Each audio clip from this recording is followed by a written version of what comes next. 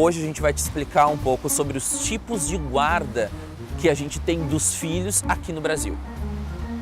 Quando um relacionamento termina e dessa união a filhos menores, o casal tem que levar em consideração que só o elo afetivo entre eles se encerra. O vínculo parental com os filhos, entre pai, mãe e filhos, esse perpetua.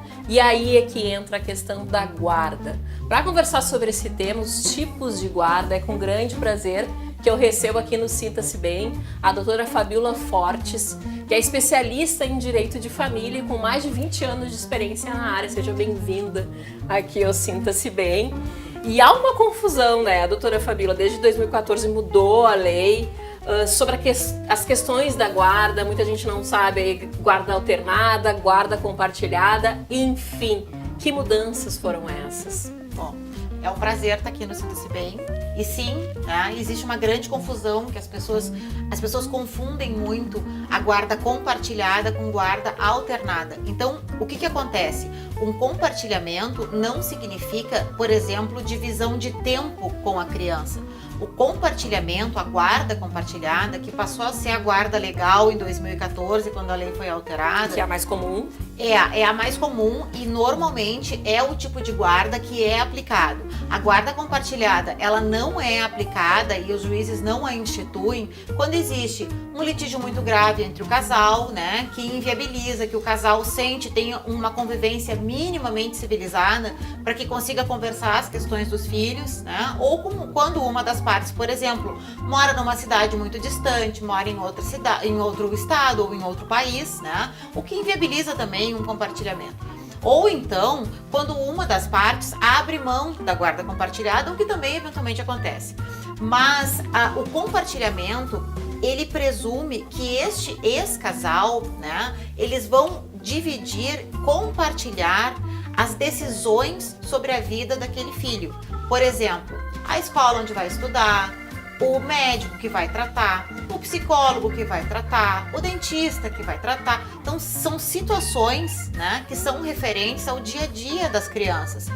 O que não necessariamente implica em dividir o tempo com o filho. Por exemplo, uma criança pode ter uma guarda compartilhada, né, e ela ter a residência fixa com a mãe e ter horários com o pai. Alternância de finais de semanas e um pernoite por semana, que é normalmente a visitação que é regra, né? O pai às vezes busca na escola no final do turno escolar na sexta-feira, devolve na escola na segunda-feira ou no domingo de noite e durante a semana se ajusta um outro pernoite. Mas guarda compartilhada não significa a criança dormir um dia no pai, outro na mãe e ficar sem uma referência, digamos, de casa. Não, na verdade, inclusive, isso é a guarda alternada.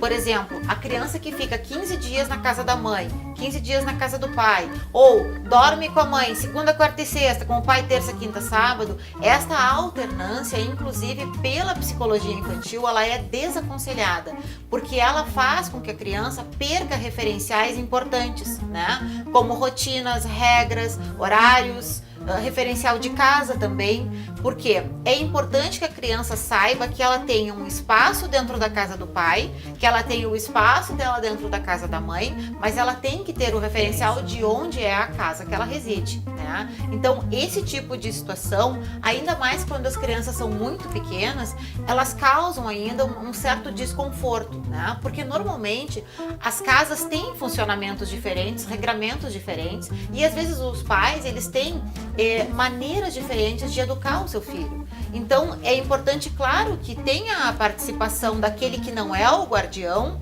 né? Mas é importante que a criança tenha uma rotina. E isso que a gente costuma chamar de guarda da mochilinha, que a criança vai e vem, isso não é saudável para a criança, né? Por exemplo, no caso de adolescentes, isso já se torna uma coisa mais grave, porque o adolescente, ele requer limites, né? É uma fase da vida que já é mais complicada naturalmente. Então, se dentro da casa do pai, por exemplo, ele tem um regramento que é mais rígido, naturalmente ele vai migrar para a casa da mãe, aonde é mais permissivo. Tá? Agora, se dentro da casa da mãe ele tem mais regramentos, tem horários, tem que ajudar na manutenção da casa ou alguma coisa assim, naturalmente ele migra para casa do pai. Então esse tipo de jogo é que a gente tem que evitar, porque lá na frente, quando for um adulto jovem, isso tem uma consequência, né?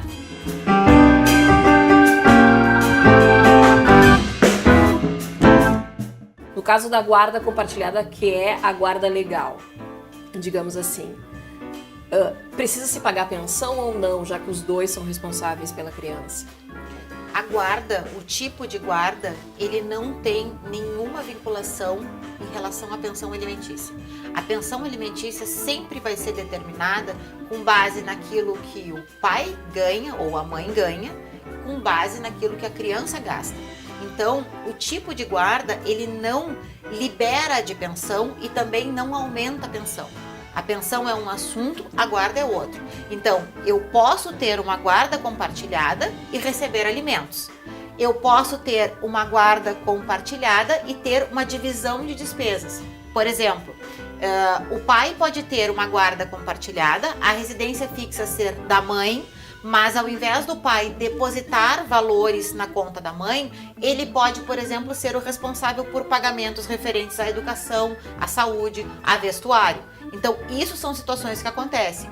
Também pode haver uma guarda compartilhada, a residência fixa ser do pai e a mãe pagar uma pensão estipulada pelo juiz, que pode ser o pagamento direto de determinadas contas dos filhos ou um valor depositado em espécie na conta do pai.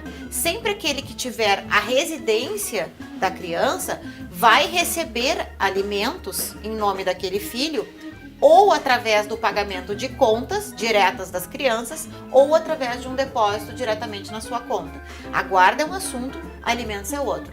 Guarda compartilhada não exime de pensão alimentícia. Isso é bem importante que fique claro, porque muitas pessoas acham que tendo guarda compartilhada, não precisa pagar a pensão alimentícia. E um assunto não tem nada a ver com o outro. Não tem nada a ver. Doutora Fabíola, obrigada pelo esclarecimento. Eu que agradeço. Para quem for com dúvida, acessa lá a fanpage do Sinta-se Bem, que a gente vai colocar ali em detalhes os diferentes tipos de guarda. A gente fica por aqui.